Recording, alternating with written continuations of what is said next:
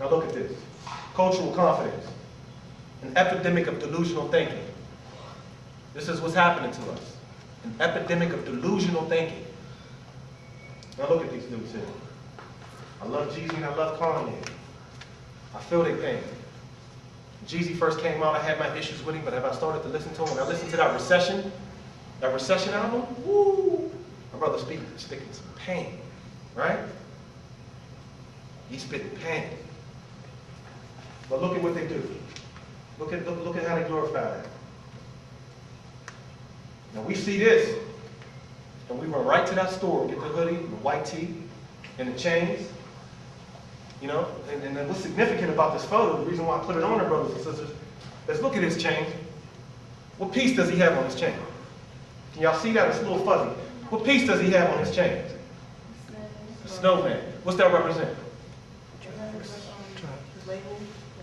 What's the snowman represent though? Say it louder, please. Snowman. He calls himself the snowman.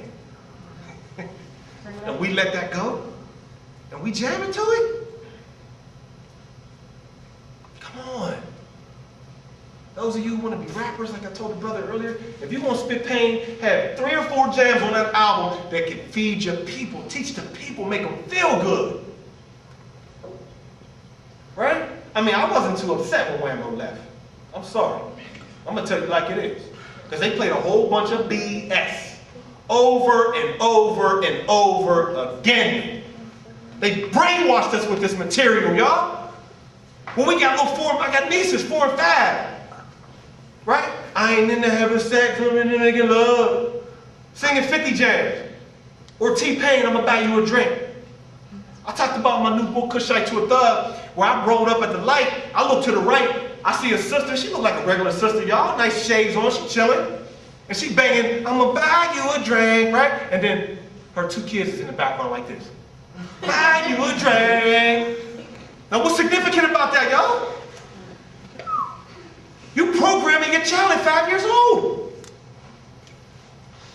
Nigga, oh, my kid ain't bad.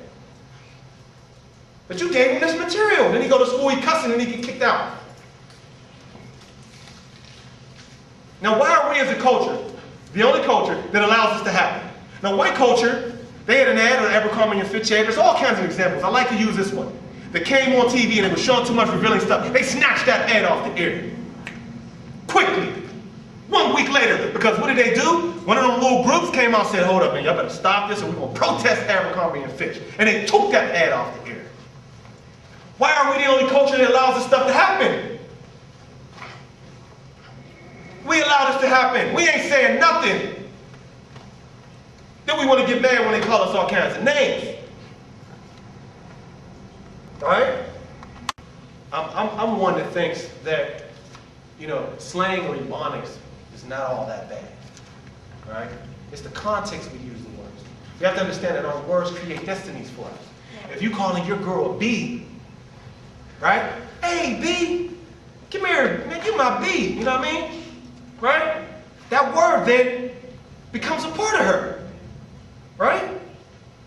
Ain't no African queen or African princess, no B. What's wrong with it? I mean, y'all can't understand that. So words have a destiny. They create a destiny for us. Alright? Now look at this photo. This is serious, y'all. We must move from thinking to a clear understanding. Why do I say that? Thinking to a clear understanding. Now, to think initially, you know, you see something, you know, we know I'm from the hood, y'all from the hood. We know, you know, snitching's a problem. We know that. It's been a modern problem. Back in the day, you couldn't do that. Couldn't do that. You had to go to the dude who ran the block and say, you know what, man? Or if you did, you knew that something might happen to your family, so you just didn't do that. Nowadays, a brother get caught with a teener, a little small portion of crack cocaine, and he running off at the mouth telling everybody. But you enjoys the fruit of your labor, right? You was spending the dough. You had the chains on, you bought your car, and you had all the women. But you get caught and you start running off at the mouth. See, this is how the older generation is looking at y'all. Right? What Jay-Z said. I'm coming from an era where don't snitch. Y'all come from an era where snitching is the... Huh? But what's this? Move from thinking to a clear understanding. We have to understand why we have stopped snitching. Yes, sir. With all due respect, Yes, sir. the practical reality is that if we accept in our communities a climate of deviant behavior, Yes, sir. then that will perpetuate itself. And lastly, the reality of it all is those who talk first walks. The feds walk people in and out of the police station Yes, sir. every day. That's the truth, Yes, sir. as you know. Yes, sir. And those who tell walk out. Yeah. Yeah. Those who don't talk first Right. stay. Yeah. Yeah. Good point. Great point. My response and my reaction to that comment would be, why you even have to snitch in the first place? Why are you even doing the activity that you put yourself in a situation where you have to snitch? That would be my response to that. All right? You know, it's easy to blame, our reaction, but you got to look at, okay, what's the root of the problem? Why am I in this predicament where I have to, think I have to do this? Like I said before, an epidemic of delusional thinking. Right? We're delusional. We think, that's cool. All right? So we walk around with these Stop Snitching t-shirts, and it became sort of an epidemic. Right? But I tell you what, somebody come in your house and shoot your mom, and the cops ask you who did it, you won't tell them. You won't tell them what they look like? Something. You ain't just gonna go pick up a gun and try to kill the person. Some people might do that crazy stuff, but you won't cooperate because you love your mom. Right? You love your grandma. We had over on the north side not too long ago, just last summer, where the grandmother was sitting on the porch, crocheting, right? Her young son, 17, hot boy, pants off his butt, right? Dudes come past, shoot at him, see him on the porch, he ain't get hit, but the grandma got hit. I mean, this is happening all over the country. We thugs, but we can't even shoot straight. We miss the person we aiming for and kill a little kid. We kill a little kid. Next photo. Now again, y'all can stop this. Y'all the future. Y'all children can stop this. If you teach them the things that you learn from Sister Ab, you teach them the things that you learn. And you can't just depend on school. You cannot just depend on school. Flat out. Understand that now. School is dictated curriculum. They work about it at the beginning of the year on what they're going to teach y'all. Now you need it. You must have education. Okay? To drop out of high school is like committing suicide nowadays, brothers and sisters. Understand that. You can't get a job, you can't do nothing. Barely work at McDonald's now if you ain't got a high school. You know what I mean? Come on. Can't move up the ladder, you're going to be at the low level. Now, the highest level of functioning our African ancestors believed was to engage in acts that uplifted one's particular community. That's the highest level of functioning. Thought, low level. This, higher level. Everything they did, they tried to uplift their particular community. Now we like, how's this got to do with now? Everything. Everything. If one or two of y'all in here don't take the time to research, swallow it, bring it back out to the people, then where are we left with? Where are we left with? We don't understand that brothers have been died for us. They've bled. Powerful scholars. Ivan Van Sertima, Asa G. Hilliard, Tony Browder, still living. Bobby Wright, Amos Wilson, Sheikh Anta Diop. List goes on and on. A long list of brothers who have put their life on the line for us. And we don't even know who they are. We don't even know who they are. We don't even know they exist. Right? You know, when I write books, y'all, and they say all the time, you know, who's gonna read your book?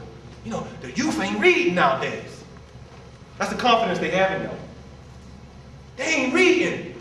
So you got to write a book like Zane, or you got to write a book about hood rats for somebody to read it. So if I'm gonna listen to that, now I'm gonna lose everything, right? If I'm gonna listen to the norm, I would have took 18 months and wrote a book. I'd be like, man, they ain't reading this, man. Ain't nobody paying attention. Now, Brother Jasiri said, what's real when you drop the realest chord, but you still ignore it? Right? Right? Number one selling book for black people was about sex. About a chick who was a businesswoman. I'm not going to say the name, but she was a businesswoman, because I don't want to bring light to that book. But she was a businesswoman who started sleeping with everybody at the office. That's the number one book. Not about our history. Not about something that'll change your life and make your life better. Entertainment. Right? Get up there and entertain them. This is what these rappers is doing, y'all. They shucking and jiving. They dancing. Right? As I mentioned before, the last time I came and spoke with you guys, I talked about sandbugs. Right? But they used to paint the brother's face black, put realistic on them.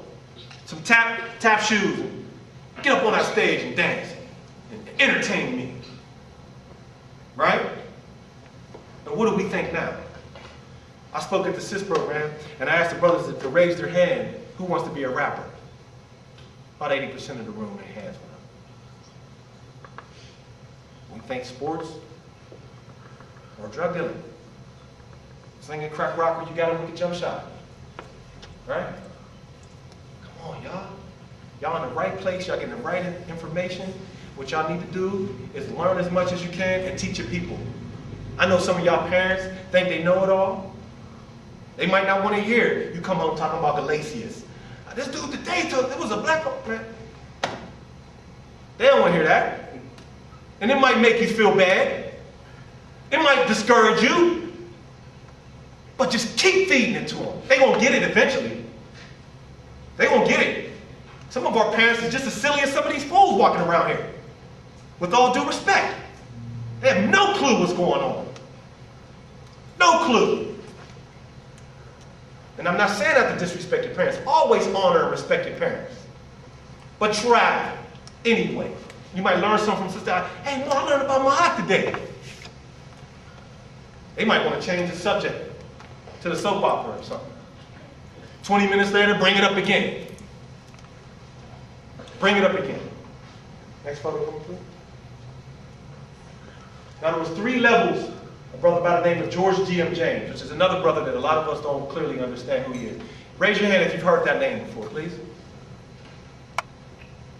See what I'm saying? Look around the room, y'all. Look around the room, please. Now I ask y'all to raise your hand. Now again, this is not to make y'all feel like you don't know anything or to make myself seem smart. I'm showing y'all a point. Why don't we know who this brother is? Why don't we know who Abu Van Sertima is? Sheikh Anta Diop. These brothers who have given their life to studying our history and have given us the path to become better people, but we don't know who they are. Now, George G.M. James, he has a book by the name of Stolen Legacy, y'all, that talks about 3 levels of instruction to become a better person. Now, this is what I want to leave you with, and I know we're getting close to the time, and this is what I want to leave you with. I want you to understand and pay attention to this. The first level of reaching what we call knowledge of self is to surround yourself around people who have knowledge of self. Brother, man, sister, surround yourself around these people. Sit with them, talk with them, learn from them, soak up as much as you can from these people. Just sit and listen. After you do that, you associate, you then acquire that knowledge through that association. You might learn a thing or two. Right? And it's not up to them. You got to take what they teach you, the words that they talk about, and go home and research them. You have to want to. And I know there's a lot against us, and I know it's hard to do sometimes. But you have to know who you are. If you don't know who you are lost.